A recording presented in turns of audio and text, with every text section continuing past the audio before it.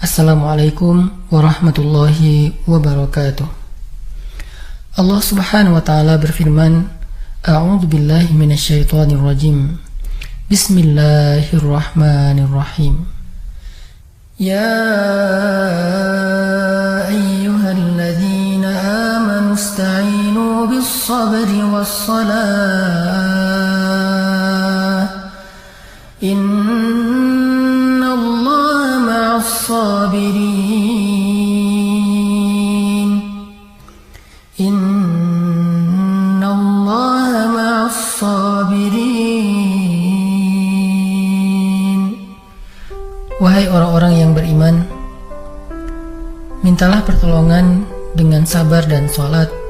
Sesungguhnya Allah bersama dengan orang-orang yang sabar. Kita sering mendengar ayat ini disampaikan oleh para ulama, para da'i, para ustadz, tentang bahwa salah satu di antara cara menjemput pertolongan Allah subhanahu wa ta'ala itu adalah dengan melakukan ibadah sholat. Pertanyaannya adalah, sholat yang seperti apakah yang bisa menjemput pertolongan Allah dalam kehidupan kita pada saat kita sedang mengalami ujian yang berat? Banyak orang yang bilang, saya sholat tapi kok hidup saya gini-gini aja. Banyak orang yang bilang, saya udah sholat tetapi kok doa saya belum diijabah. Saya udah sholat tapi kok masalah saya masih belum selesai. Saya udah sholat tetapi kok musibah saya terus beruntun tidak pernah berhenti. Saya udah sholat tapi kok musibah terus terjadi dalam hidup saya. Sehingga teman-teman yang dirahmati Allah, kita perlu belajar sholat yang seperti apa yang bisa menjemput pertolongan Allah subhanahu wa ta'ala secara ajaib. Mari kita renungkan sebuah kisah yang pernah disampaikan oleh sahabat Anas bin Malik radhiyallahu an, bahwa dahulu di masa Nabi ada seorang laki-laki di kota Madinah yang melakukan perjalanan antara Syam ke Madinah untuk berdagang. Di tengah perjalanan, laki-laki ini dirampok oleh para perampok. Dia diberhentikan oleh seorang laki-laki, kemudian hartanya diambil, lalu setelahnya laki-laki itu menghunuskan pedang kepada orang ini. Pedagang ini mengatakan, wahai fulan, jika engkau menginginkan hartaku, ambillah, tapi biarkanlah aku melanjutkan perjalanan. Perampok itu mengatakan, adapun harta itu sudah menjadi milikku. Sekarang aku menginginkanmu, aku ingin membunuhmu. Merasa tidak punya pilihan, akhirnya pedagang ini mengatakan, wahai fulan, jika engkau ingin menyakitiku, membunuhku, maka lakukanlah. Tetapi sebelumnya, berilah aku kesempatan untuk melaksanakan sholat 2 rakaat. Lalu perampok ini mengatakan, ya sudah, kalau begitu, sholatlah, aku akan berikan engkau waktu sebentar. Maka pedagang ini pun mendirikan sholat dengan sholat yang sangat khusyuk. Di dalam sholat, laki-laki ini setelah membaca Al-Fatihah, dia membaca sebuah ayat di dalam surat An-Naml ayat 62. Apa ayatnya? Dia membaca kalimat, Amman yujibul muttarra idza da'ah.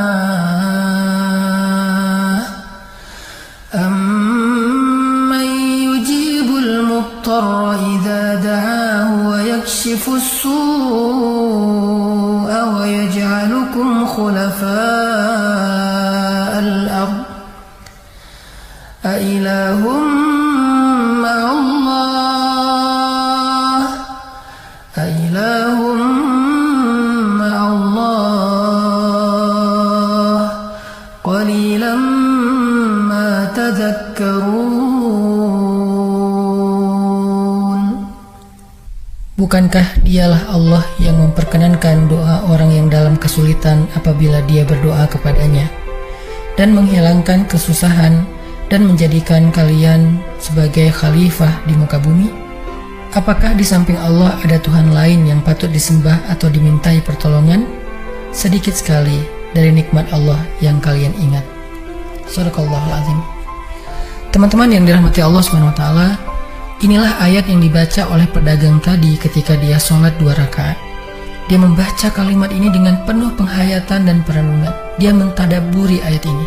Amma yujibul muttarra idza da'ah wa yakshifus su'. Bukankah dialah Allah yang memperkenankan doa orang-orang yang dalam kesulitan dan menghilangkan kesusahan? Dia menghayati ayat ini. Dia mentadabburi ayat ini.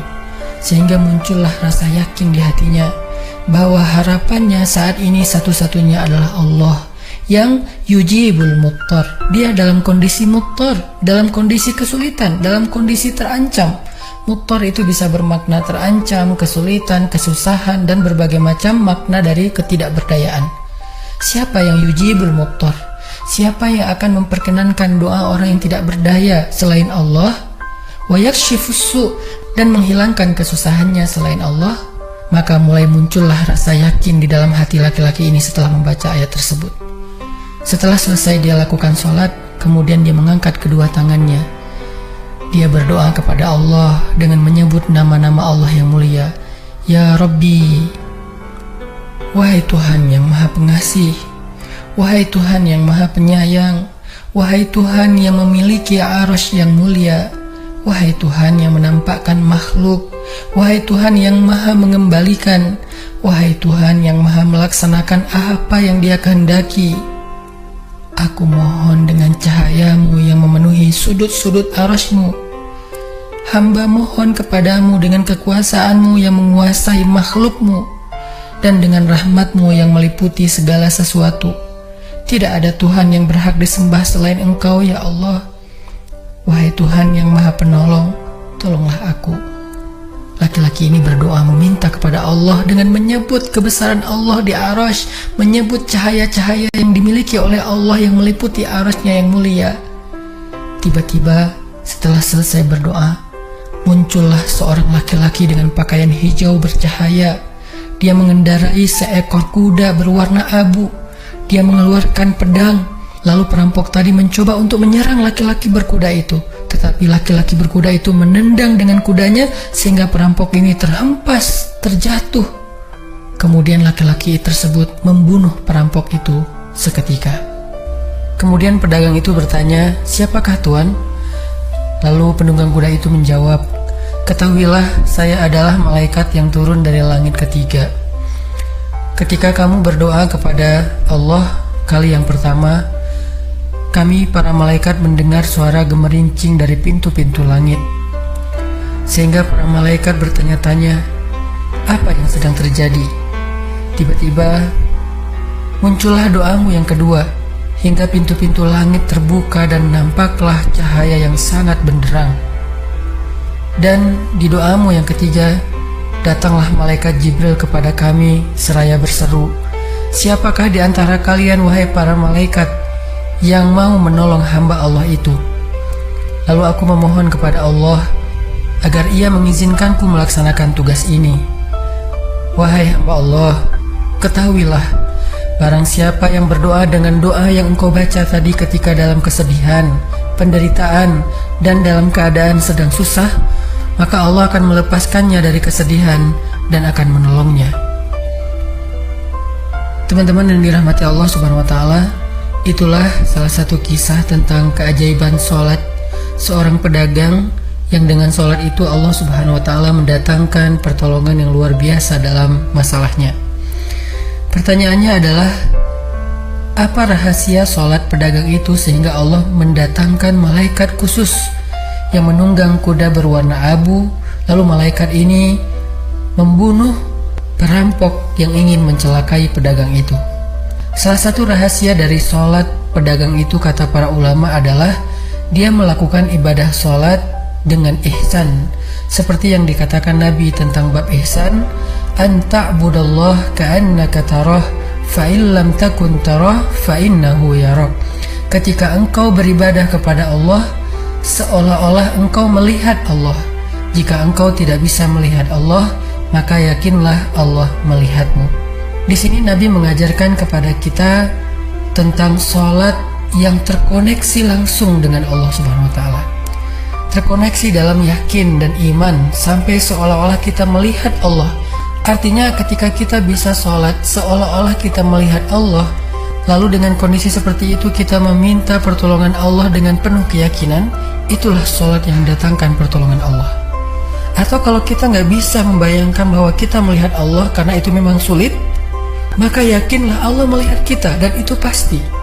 Artinya bahwa Allah itu pasti mendengar kita, melihat kita, dan sedang menunggu apa yang kita butuhkan.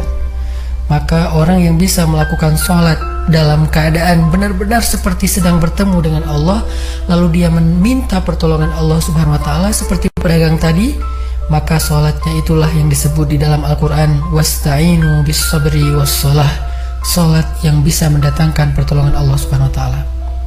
Semakin sering kita melakukan sholat dengan ihsan, benar-benar seperti bertemu dengan Allah Subhanahu wa Ta'ala. Kalau kita nggak bisa ngerasain bagaimana cara menghayati kita melihat Allah, yakinlah Allah melihat kita. Dan kalau kita bisa mendawamkan ini dalam sholat 5 waktu dan dalam sholat-sholat sunnah kita yang lain, terutama sholat tahajud, maka insya Allah sholat kita sudah menjadi jalan keajaiban dalam kehidupan kita. Barakallahu fiikum.